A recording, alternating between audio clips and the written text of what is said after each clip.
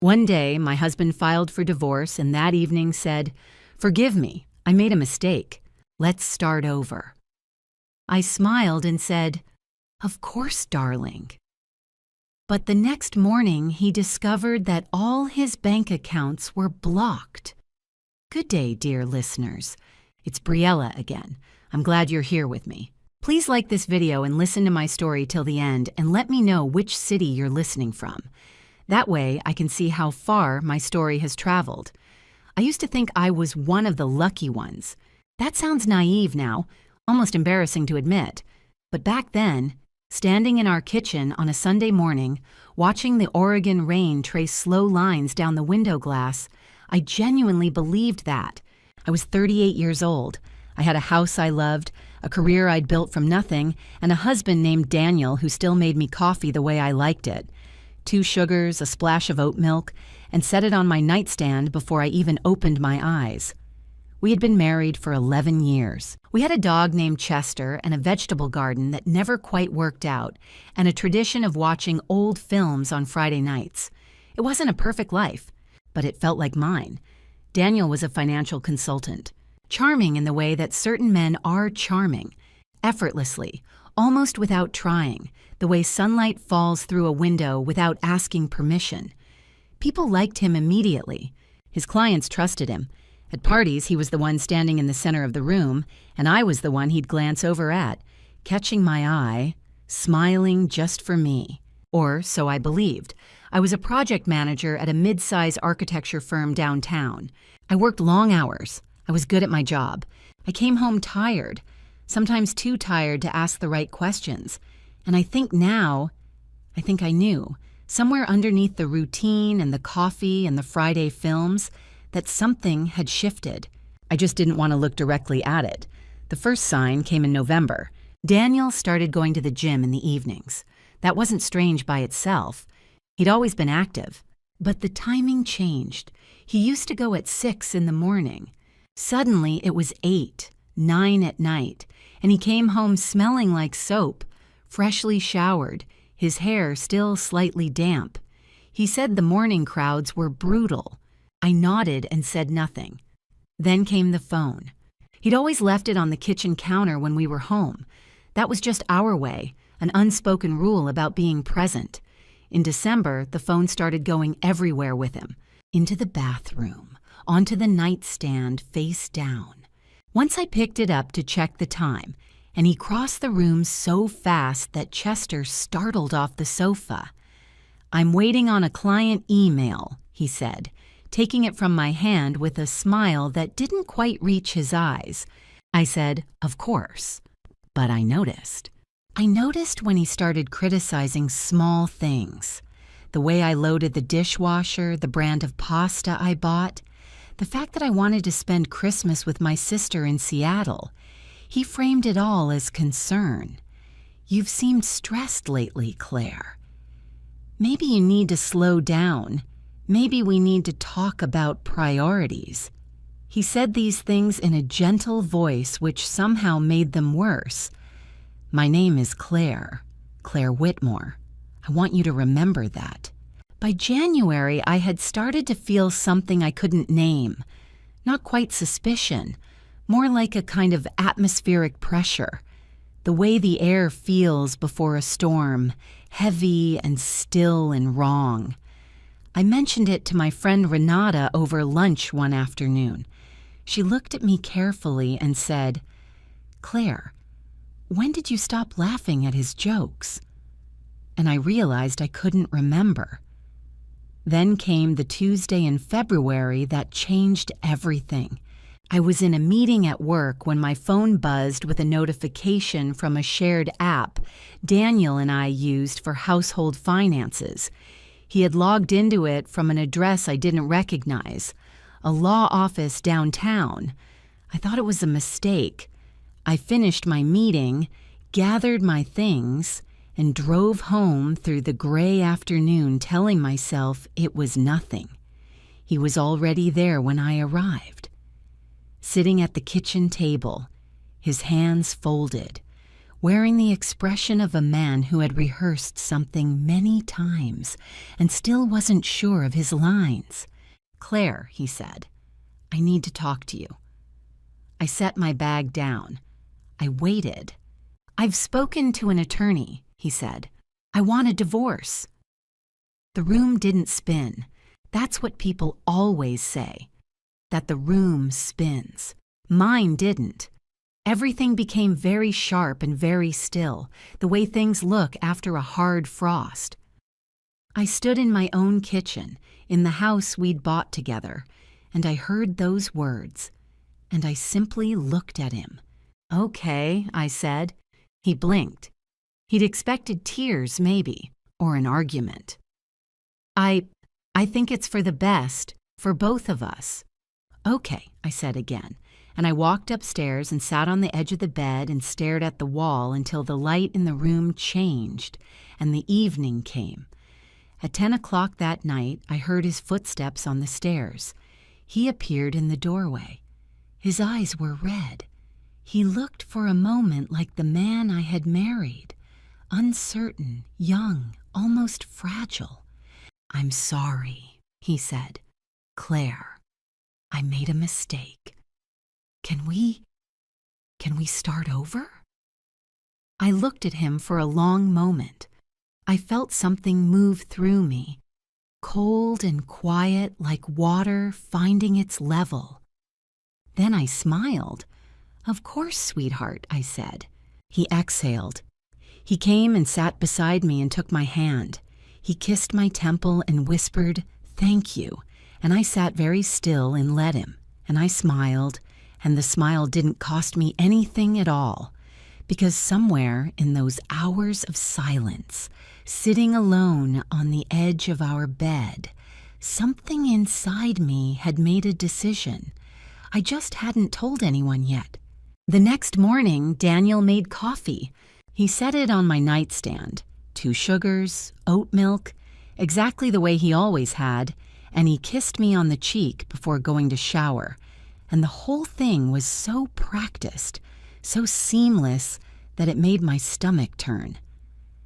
I lay there and listened to the water running, and I thought, how long has he been practicing this? I didn't touch the coffee. I waited until I heard him leave for work. Then I got up, sat down at the small desk in the corner of the bedroom, opened my laptop, and started to think clearly for the first time in months.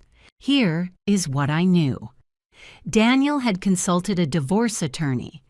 He had initiated that process deliberately and in secret, using our shared financial app while logged into a law office downtown, which meant the meeting had already happened, which meant paperwork may have already been prepared, which meant I was potentially weeks or months behind him in understanding my own situation. He had walked it back overnight. But why? I made a list. I'm a project manager by nature. I make lists. What did I have? The house, which we own jointly. A retirement account in my name. My salary, my car. 11 years of shared assets that, under Oregon law, would be subject to equitable distribution. What did Daniel have? His income, which was significantly higher than mine. His own retirement accounts. Several investment portfolios he managed personally. And this was the part that made me sit very still. Complete and total control of our household finances, because I had trusted him with that years ago. The way you trust someone when you love them and they tell you they're good at something.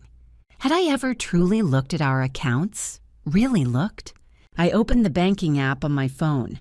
Our joint checking account showed a balance I recognized, but our joint savings account, the one we'd been adding to for years, the one we called the someday fund for a trip to Italy or a kitchen renovation or whatever life brought next, showed $4,200.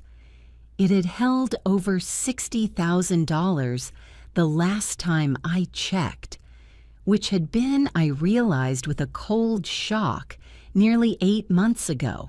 $56,000 gone. I sat with that number for a very long time. Where does $56,000 go? Hotels? Gifts? Perhaps rent on a second apartment? Perhaps on a person I hadn't yet put a name to, but whose outline I could already feel. A shape standing just outside the frame of my life, casting a shadow I hadn't wanted to see. The fear came then, properly, for the first time. Not the vague, atmospheric dread of the previous months. This was specific and cold and real. I was 38 years old. If Daniel filed for divorce on his timeline, with his attorney, with his prior knowledge and my ignorance, I could emerge from 11 years of marriage with a fraction of what I was entitled to, and I would have no one to blame but my own willingness to look away. But here is the thing about fear. When you let yourself feel it completely, it burns itself out. It takes maybe 20 minutes if you don't fight it. You sit with it, you breathe, and eventually it turns into something else. For me, it turned into clarity. I closed the banking app. I opened a new browser window and began to search for family law attorneys in Portland. Not the biggest names, not the ones with billboards and television ads. I wanted someone methodical, someone precise. I made a short list of 3 names based on reviews and bar association records. I sent inquiry emails to all 3 from a personal Gmail account Daniel didn't know about. One I'd made years ago for a book club mailing list and never bothered to mention. Then I stopped and thought about what else I needed. Documentation. That was the foundation of everything. Before I met with any attorney, before I made any move, I needed to understand exactly what Daniel had done with our money and exactly who he had been doing it with. I needed evidence that was mine, gathered carefully, legally, and without alerting him. I knew enough about our finances to know that Daniel used one primary brokerage account that I technically had spousal access to. I was listed on the account. I simply never logged in. That would change. I also knew that he kept physical records, statements, receipts, in a filing cabinet in the home office. I had never opened that cabinet. He had never told me not to. It was just one of those quiet boundaries that accumulates in a long marriage. The unspoken agreements that turn out, on examination, not to be agreements at all. That afternoon, while Daniel was at work, I opened the filing cabinet. It took me 2 hours to go through it. I photographed everything with my phone. Bank statements showing systematic transfers to an account I didn't recognize. Credit card statements, a card in his name only, not our joint card, with line items that told a story even without a narrator. Restaurant charges on nights he'd claimed to work late. Hotel bookings in Seattle, a jewelry purchase at a downtown boutique for $847 in October, 2 weeks before our anniversary. I had been given a bracelet for our anniversary, a nice one. I had been so touched. I looked at the date on that jewelry receipt for a long time. Then I put everything back exactly as I'd found it, walked into the kitchen and began making dinner, because Daniel would be home at 7 and nothing about the surface of our life could change yet. I had a plan. It was just beginning to take shape, but it was there, solid and cold and mine. I met with the attorney on a Thursday. Her name was Patricia Hale.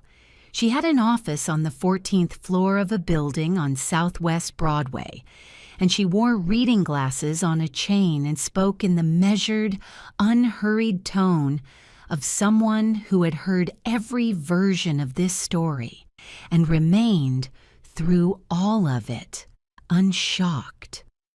That composure steadied me.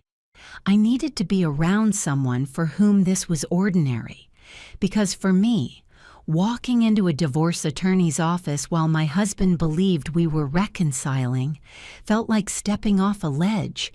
I sat down, I laid out what I had found, and Patricia listened without interruption. When I finished, she set down her pen and said, "You've done good preliminary work. Now let's talk about what you actually need." What I needed, she explained, was a forensic financial picture.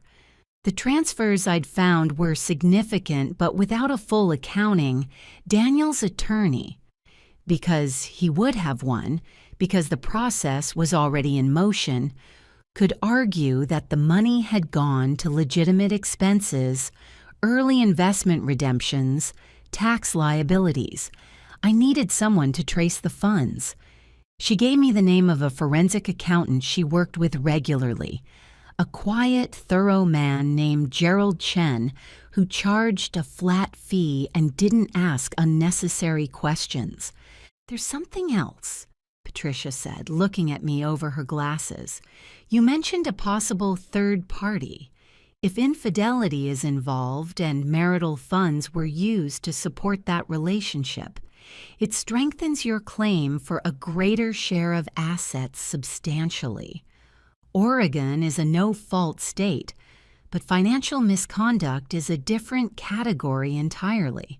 I nodded. I had suspected. I hadn't yet confirmed. "Find out who she is," Patricia said. "Legally, nothing invasive. But if there's a name, I want it." I drove home with the windows down despite the February cold because I needed air. I needed the feeling of something moving past me. That same week, something shifted in Daniel. I noticed it the way you notice a change in weather. Not dramatically, but in accumulation. He started watching me differently. Not with suspicion exactly, more with attention. The careful attention of someone recalibrating. He asked twice how I was feeling about everything. He brought up the future in vague, testing ways. Maybe we should think about a vacation this summer. Maybe we should finally redo the kitchen. He was performing optimism, but underneath it I could sense him searching for cracks, for evidence that I was either fully convinced or quietly planning something. I gave him nothing. I talked about the kitchen. I suggested Tuscany. But I watched him too. On a Wednesday evening, he stepped outside to take a phone call. I saw him through the kitchen window. Standing by the fence, his back to the house, his head bent. The call lasted 11 minutes. When he came back inside, he said it had been a client in California. I said, "Oh, anything urgent?" And he said no, and poured himself a glass of water and didn't meet my eyes. I noted the time, 7:43 p.m. The confirmation came on a Sunday. Renata.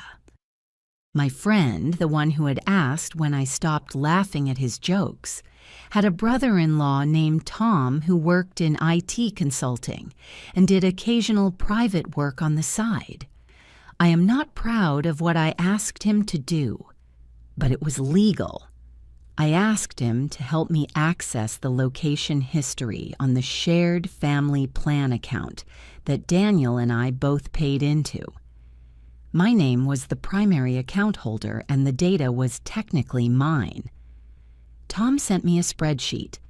I sat at the kitchen table on a Sunday morning while Daniel was at the gym, the real gym, I supposed, or perhaps not, and I scrolled through 3 months of location data. The address appeared 11 times. A condominium building in the Pearl District, 12 minutes from our house. The visits clustered on Tuesday and Thursday evenings, and 3 times on Saturday afternoons, when Daniel had told me he was at the driving range with a colleague named Marcus. I looked up the address. I found the name on a public professional profile.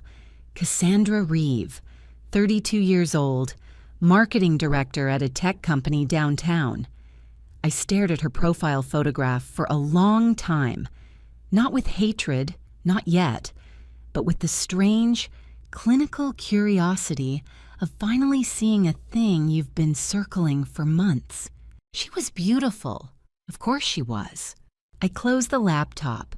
I sat with a particular quality of silence that only exists when something you feared has been confirmed and you discover that confirmation, against all expectation, does not destroy you. It only clarifies. I picked up my phone and texted Patricia. I have the name, ready to proceed. Her reply came 4 minutes later. Good. Monday, 9 a.m. Bring everything. I made myself breakfast. Scrambled eggs, toast, coffee. I ate it slowly, looking out at the vegetable garden that never quite worked, the bare winter soil, the fence, the gray Oregon sky. Daniel came home at 10:30, smelling of soap. "Good morning," I said, and smiled at him from across the kitchen. And he smiled back, and he had absolutely no idea. Patricia moved quickly once I gave her everything. The forensic accountant, Gerald Chen, had by then traced the transfers, $56,400 removed from our joint savings over 14 months, routed through a secondary account in Daniel's name alone, with expenditures that included rent payments to a Pearl District address, restaurant charges, travel bookings, and the $847 jewelry purchase in October. The bracelet he'd given me for our anniversary had cost $110. It was on the same receipt page, different line. I mention this not because it matters in any legal sense, but because sometimes the smallest details are the ones that show you exactly who a person is. Patricia filed a formal motion to freeze joint assets pending divorce proceedings. It was a standard protective measure, entirely lawful, used in cases where one party has demonstrated a pattern of dissipating marital funds. The motion was granted on a Tuesday morning. By Wednesday, Daniel's access to our joint accounts was suspended. His personal accounts, the ones in his name only, were not touched. Patricia was precise about the boundaries. We did nothing improper, but the joint savings, the joint checking, the shared investment account, locked. I was at work when it happened. I was in a meeting about a commercial project in the Pearl District. The irony of that location was not lost on me. When my phone lit up with 6 calls in a row from Daniel, I silenced it and finished the meeting. When I stepped into the hallway and called him back, his voice was not the voice of the man who'd made me coffee that morning. "What did you do?" he said. The charm was entirely gone. What was underneath it was something harder and colder, and I realized I was hearing, for the first time, the actual texture of who he was when things didn't go his way. "I filed a motion," I said. "My attorney will be in touch with yours." "You have an attorney?" A pause. "Claire, what the hell? We were working things out. We were—" "I'll see you tonight," I said, and ended the call. He was home before me. He'd left work early. He was standing in the living room when I came through the door, and he was not alone. Sitting in our living room on our sofa was a woman I recognized from a photograph, Cassandra Reeve, in my house, on my sofa. She was wearing a cream-colored coat and had her hands folded in her lap, and she looked at me with the composed, almost bored expression of someone who has decided to make her presence a statement. I stopped in the doorway. I took a breath. Daniel started talking immediately, fast, overlapping sentences, the verbal equivalent of a man who has knocked something over and is trying to catch the pieces. They were together. Yes. He should have told me sooner, but the way I'd gone behind his back, the legal action. It wasn't what I thought. The money was for investments. There had been no intent to deceive. "Stop," I said. He stopped. I looked at Cassandra. She looked back at me. "You need to leave my house," I said. My voice was very even. I hadn't known until that moment that I was capable of that kind of evenness. She tilted her head slightly. "I think the three of us should have a conversation." "This is my home," I said. "You weren't invited into it. Leave or I call the police." Something moved across her face. Surprise, I think, that I wasn't crying.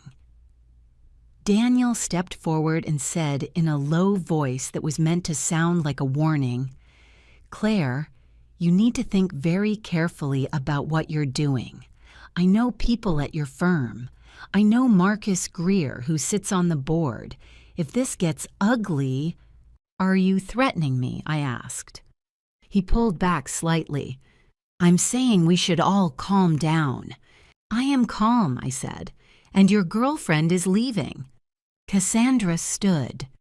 She smoothed her coat. At the door, she turned and looked at me with something I can only describe as assessment. The look of someone who has not yet decided whether to be afraid. "This isn't over," she said. "I know," I said. "That's rather the point." After they left, I locked the door. I sat down on the sofa, the same sofa where she had been sitting in my house 2 hours before, and I let myself feel it, all of it. The anger, the humiliation, the absurd, almost vertiginous sensation of watching your life become something unrecognizable. I let it move through me completely. Then I called my sister in Seattle. Her name is Donna. She was there within 4 hours. She brought wine and said almost nothing useful and everything necessary. We sat on the back porch with blankets over our knees, looking at the dark garden, and she didn't try to solve anything or advise anything or reframe anything. She just stayed. I took 4 days of personal leave from work. I drove to the coast with Donna, walked on the beach in the rain, slept 9 hours a night, and came back to Portland feeling like myself again. Not the self who'd been managing Daniel's moods and ignoring her own intuition for months, but the self who made lists and thought clearly and knew, with quiet certainty, what needed to be done. Daniel was staying at a hotel. Patricia had sent his attorney a formal separation notice. The process had begun. I came home from the coast, watered the plants, fed Chester, opened my laptop. Time to finish it. The offer came through Daniel's attorney on a Monday. Patricia called me and read it aloud in a tone that suggested she had seen this particular gambit before. Daniel was proposing a cooperative settlement. He would agree to a clean, uncontested divorce in exchange for my dropping the asset freeze and accepting a 50-50 split of what remained in the joint accounts. The $4,200, plus a single lump payment of $18,000, framed as recognition of my contributions to the marriage. $18,000 for 11 years. "He's scared," Patricia said. "This offer proves it. Gerald's accounting means he cannot explain those transfers without admitting to financial misconduct. He wants this over quickly before anything goes on record." "What do I actually stand to receive?" I asked. Patricia walked me through the numbers. With financial misconduct documented, with the forensic trail Gerald had built, and with my clean earnings record versus Daniel's demonstrably depleted marital assets, I was entitled to substantially more, potentially including a portion of his personal investment accounts if we could show they were funded in part by marital income, which Gerald believed he could demonstrate. "My recommendation," Patricia said, "is to decline and proceed."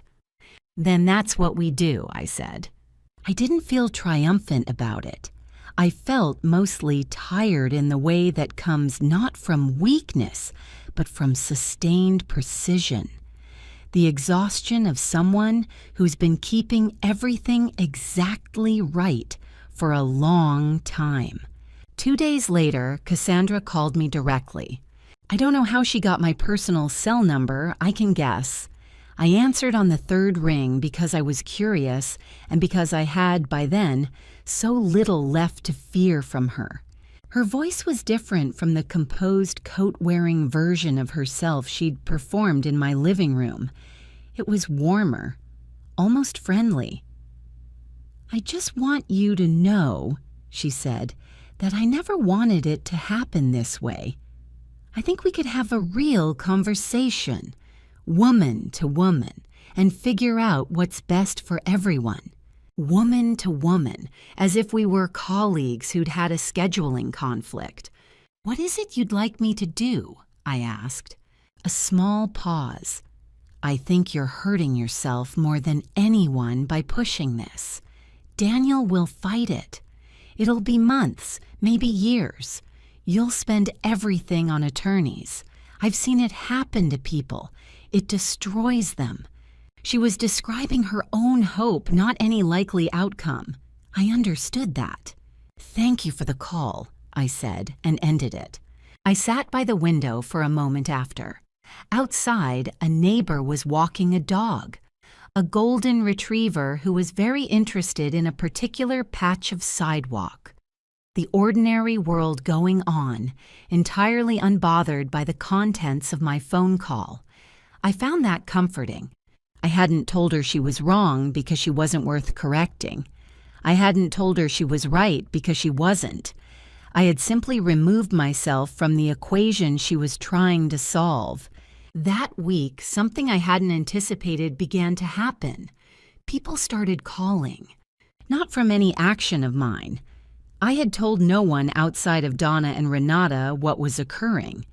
But Patricia had filed documents that were, by their nature, part of the public legal record, and the professional world in Portland, particularly the financial consulting sphere Daniel moved in, was smaller than people imagined. Marcus Greer, the board member Daniel had invoked as a threat, called my firm's managing director on a Wednesday, not to threaten as Daniel had implied he might, to express concern about Daniel's conduct. It turned out Daniel had borrowed against a client portfolio earlier that year and had been quietly managing the paperwork ever since. Marcus had questions. So did 2 other people whose names I didn't yet know. My managing director called me into her office on Thursday. Her name was Sonia, and she'd known me for 6 years, and she said very directly, "Claire, I want you to know that whatever is happening, you are valued here, and this firm has no interest in anything Daniel Whitmore related, except for making sure our people are protected." I had to breathe very carefully for a moment after she said that. I had spent so many months feeling alone inside my own life. The discovery that I was not, that there were people who saw clearly and chose to stand somewhere, was in some ways harder to absorb than the bad things had been. Renata took me to dinner on Friday. She ordered the most expensive bottle of wine on the menu without looking at the price and said simply, "I'm proud of you," and I said, "Don't you dare make me cry in a restaurant." And she laughed, and I did cry, briefly, and it was entirely the right kind.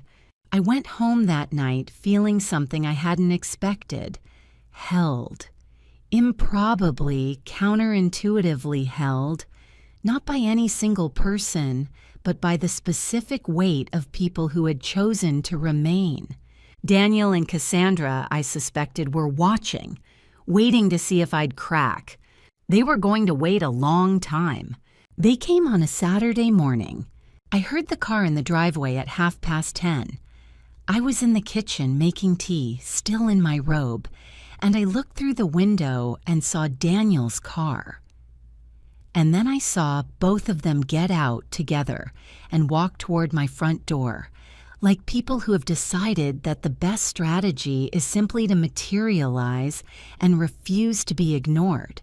The doorbell rang. Chester barked once and sat down.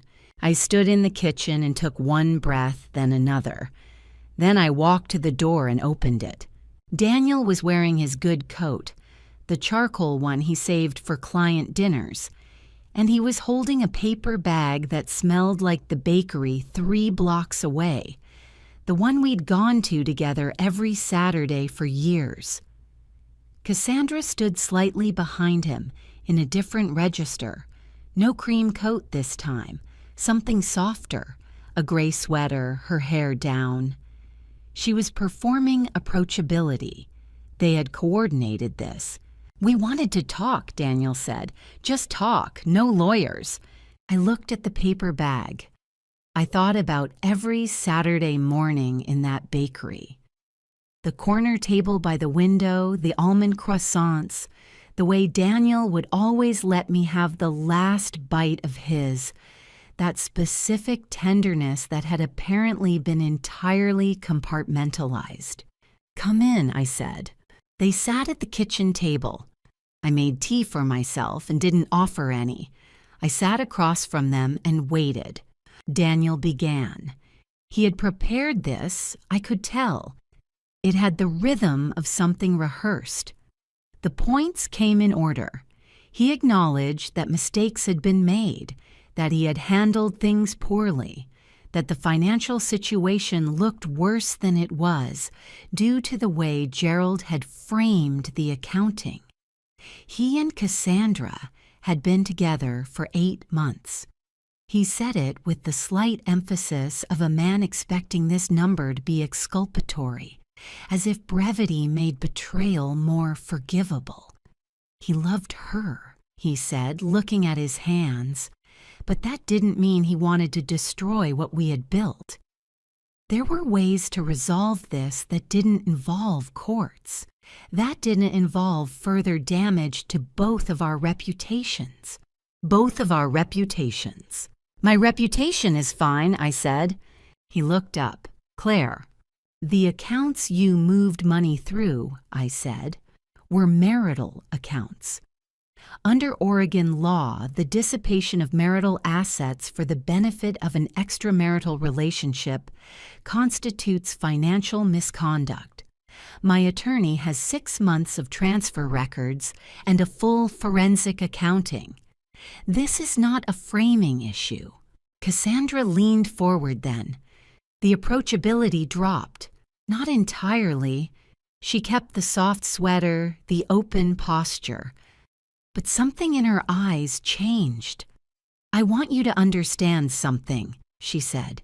"Daniel and I are going to be together regardless of what you decide to do here. Fighting this doesn't change that. It only costs you time, money, energy, and for what? To prove a point?" She smiled, and the smile was meant to be woman to woman, conspiratorial, the smile of someone offering you a side door. "You're smart, anyone can see that. Is this really how you want to spend the next 2 years of your life?" I looked at her. I looked at the paper bag from the bakery, still sitting on the table between us, still smelling of almond and butter. "Yes," I said. She blinked. "I am smart," I agreed, "which is why I'm not going to accept $18,000 for 11 years and a forensic record of financial fraud to protect Daniel's professional standing, and which is why I recorded this conversation, beginning from when I opened the door." I paused. "You should probably tell your attorney." The silence in that kitchen was total. Daniel stood up so fast his chair scraped back. His face had gone a particular color, not red, not pale, but something between, mottled. "You can't—" "Oregon is a one-party consent state," I said. "I can." Cassandra stood too. The softness was entirely gone. She was looking at me now with something I can only describe as recognition. The look of someone who has encountered a thing she underestimated and is revising her assessment in real time. "This is not going to end well for you," she said. "You're welcome to leave now," I said. They left. Daniel's car reversed out of the driveway at a speed that would have earned him a neighbor's curtain twitch, and then they were gone, and the house was quiet. I stood in the kitchen for a while. I won't pretend I felt nothing. There was fear, genuine cold fear, because I had just escalated something, and escalation has consequences, and Cassandra's parting words had not been empty. They were the words of someone who had resources and willingness and a very clear sense of her own interest. But here is what I have learned about fear. It tells you the truth about how much something matters. And the fact that I was afraid meant that I was fighting for something real. My house, my money, my years, my name. I picked up my phone and called Patricia. "They came to the house," I said. "I have a recording." A pause, then, "Send it to me immediately." "Already done," I said. The formal settlement conference was scheduled for a Thursday in April. It took place in a conference room at a mediation firm on the west side of downtown. Neutral territory, beige walls, a long table with water pitchers at intervals. Patricia and I arrived early. I wore a dark blazer and my hair up, and I felt, sitting there in the gray morning light, something I hadn't felt in a long time, completely ready. Daniel arrived with his attorney, a man named Robert Fisk, who had a reputation for aggressive negotiation and had said, via correspondence, several things that Patricia had described with clinical understatement as strategically overconfident. Cassandra was not present. She had no legal standing to be there. But I knew from Renata, who knew someone at Daniel's building, that she had been in contact with Robert Fisk's office multiple times in the preceding weeks. The conference opened with each attorney outlining their client's position. Robert Fisk went first. His case rested on 3 arguments: that the asset transfers represented legitimate investment activity, that the forensic accountant was methodologically flawed, and that Daniel's voluntary withdrawal of the initial divorce filing demonstrated good faith toward the marriage. Patricia let him finish, then she opened her folder. Gerald Chen's full financial report ran to 41 pages. Patricia did not read all of it. She didn't need to. She walked through the key findings with the calm precision of someone who knows that the facts, properly organized, do their own work. The transfers, $56,400 removed from joint savings over 14 months. She put the bank records on the table. The destination account, opened 6 months before the first transfer, in Daniel's name alone, linked to a debit card used at a Pearl District address 11 times.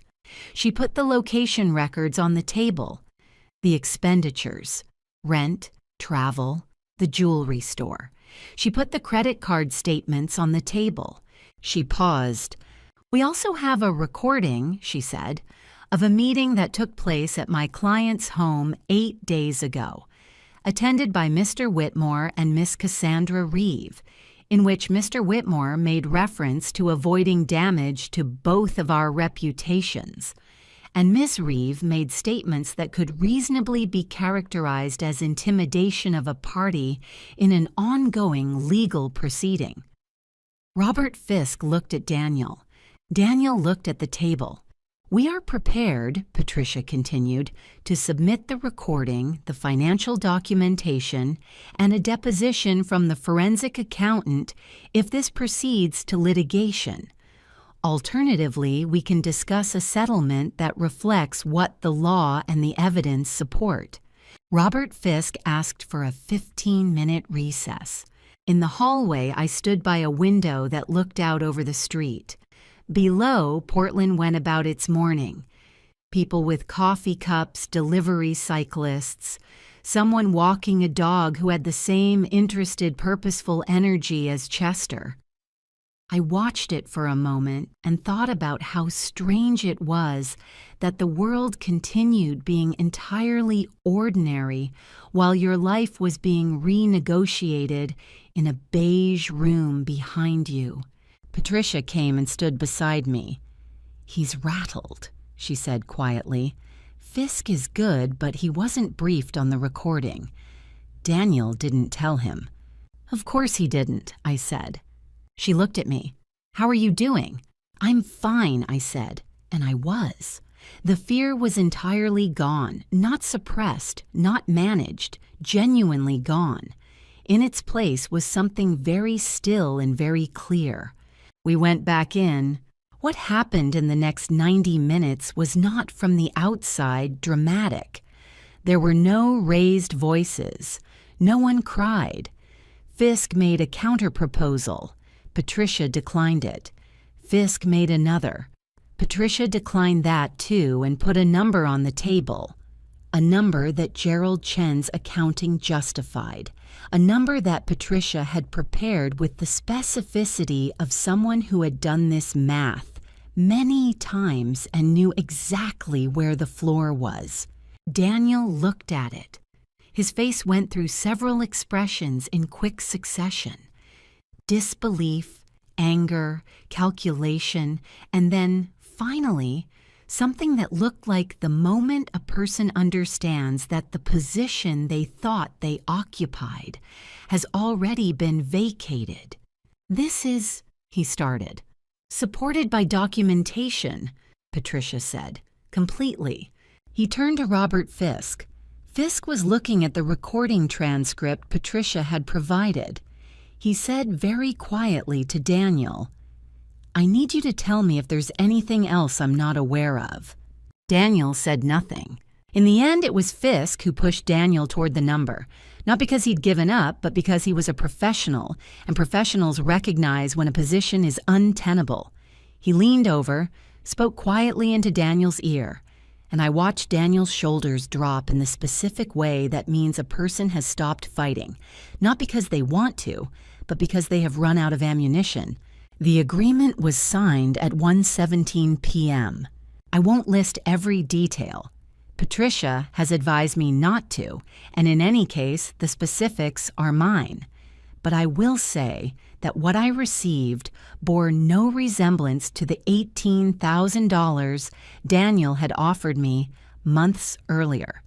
The house was mine. The investment accounts were divided according to Gerald's accounting, which traced marital contributions with forensic precision. And there was a structured financial settlement covering the dissipated assets, every one of the $56,400, with interest. Cassandra received nothing from the proceeding because she had no legal claim to anything. That, I suppose, was its own answer to the question of what she had actually been offered in exchange for what she cost. I shook Patricia's hand in the elevator. She said, "Well done." I said, "You did the work." She said, "You did the work first," and we left it there. I drove home through the April city, the windows down, the radio on, and for the first time in a very long time, I was simply a person driving home, not managing, not calculating, not performing calm I didn't feel, just driving. The week after the settlement conference, things happened in the way that inevitable things tend to happen, quietly, systematically, without anyone's permission. Daniel's firm received the outcome of Marcus Greer's inquiry. The unauthorized use of client funds, even temporarily restored, was a compliance violation the firm could not overlook. He was placed on administrative leave 2 days after the settlement. By the following Friday, it was a termination. I didn't cause that. I want to be precise about it. What I had done was file legal documents that became part of the public record, and what Gerald Chen had done was trace financial movements that told a story visible to anyone who looked. Marcus had already been looking. The rest followed from that. Within 6 weeks of the settlement, Daniel had taken a position at a smaller firm in Sacramento. A lateral move presented, I imagine, as a fresh start, but visible to anyone who understood the trajectory for what it was: a retreat. He took his boxes and his good coat and drove south, and I did not watch him go. He was simply no longer in my life. The house was mine. I repainted the kitchen the pale yellow I'd wanted for 3 years that Daniel had called too much. I hired someone to properly turn over the vegetable garden and planted tomatoes and kale and 2 kinds of basil, and I thought, this one is going to work. The legal matter that surprised me came later. Patricia called in early June. The recording from my kitchen, Cassandra's statement that I would find this doesn't end well for you, had been reviewed by the mediating firm and characterized as an attempt to influence a party in a pending legal matter. It didn't rise to criminal charges, but it became part of the proceedings record, and Cassandra's employer conducted its own review. Her role involved client contract negotiations. A documented instance of attempted coercion was not something they chose to absorb. She resigned in July. I sat with the information in the garden. Chester asleep at my feet, the tomato plants doing exactly what tomato plants are supposed to do. I felt something. A quiet, complicated satisfaction I want to be honest about, because pretending otherwise would be its own dishonesty. But it wasn't the satisfaction of revenge. It was the satisfaction of watching a sequence of events reach its logical conclusion. Cassandra had made choices, so had Daniel. Choices have weight. They carry forward. I had made choices too. I had chosen to look when I wanted to look away, to document when it would have been easier to deny, to stand when I was frightened, and to be precise when I was furious. Those choices had weight too. Patricia sent me a handwritten card. You were your own best advocate. That's rare. I hope you know that. I put it on the kitchen windowsill. I look at it when I water the herbs. By August, the house was fully mine in every sense. The guest room, Daniel's old office, was empty and freshly painted, waiting to become something that had no prior version, no residue of what it used to be. I stood in the doorway one evening, Chester warm against my leg, and thought about the woman who had heard I want a divorce and simply said, okay. What she'd been carrying before she even knew she was carrying it. The slow erosion of her own perception that happens when you spend years accommodating someone else's reality. She was me. She is still me, but different now. In the way people are different after something has been tested and held. I closed the door of the empty room. Tomorrow I would figure out what to make of it. By the time autumn came, my life had begun to take a shape I recognized. Not the shape it had been. That shape belonged to a version of my life I'd been maintaining through deliberate inattention. I didn't want it back. The guest room became a library, wall-to-wall shelving, every book I'd been meaning to read for a decade. I started cooking elaborate meals on weekends just for myself and discovered that cooking without performance was an almost startling pleasure. Work expanded the way it does when you stop quietly managing your energy for someone who drains it. I was promoted in November. Senior project manager, my own team, an office with an actual door. I started running again, something I dropped years ago when Daniel had made a comment about early alarms disturbing his sleep. It felt like something simply mine, with no explanation required. Donna came to stay in October. We finally made the vegetable garden work. Kale, tomatoes, one very determined squash that appeared with no explanation. On the porch one evening, she said, "You seem like yourself." I said, "I think I am." What I knew about Daniel and Cassandra came from peripheries. He took the Sacramento position and was gone from that firm within 6 months. Charm takes you a certain distance. Past that distance, you need substance. Cassandra resigned in July. They moved to Sacramento together. Whether they were happy there, I genuinely didn't know, and found, to my mild surprise, that I didn't particularly want to. The curiosity I might have expected had simply vacated, the way a toothache vanishes and you can barely remember what it felt like. In December, a year after the Tuesday that changed everything, I sat at my kitchen table with tea and winter light through the window, and I thought about the woman who had photographed the filing cabinet and smiled and said, "Of course, sweetheart," and meant the opposite. She'd been afraid. She had been precise. She had been braver than she knew, not dramatically, but in the specific bravery of someone who looks clearly at a hard thing and decides to deal with it. I looked out at the bare winter garden. In the spring, I would plant again. This is mine, I thought. And I let that be enough because it was. Here is what I learned. A smile costs nothing, but knowing why you're smiling, that's everything. I didn't win because I was angry. I won because I was prepared. I documented. I found the right people. I trusted the process more than I trusted my fear. If someone offers you $18,000 for 11 years of your life, read the law first. And if you're sitting with something you're not quite ready to look at directly, look anyway. The clarity is worth it.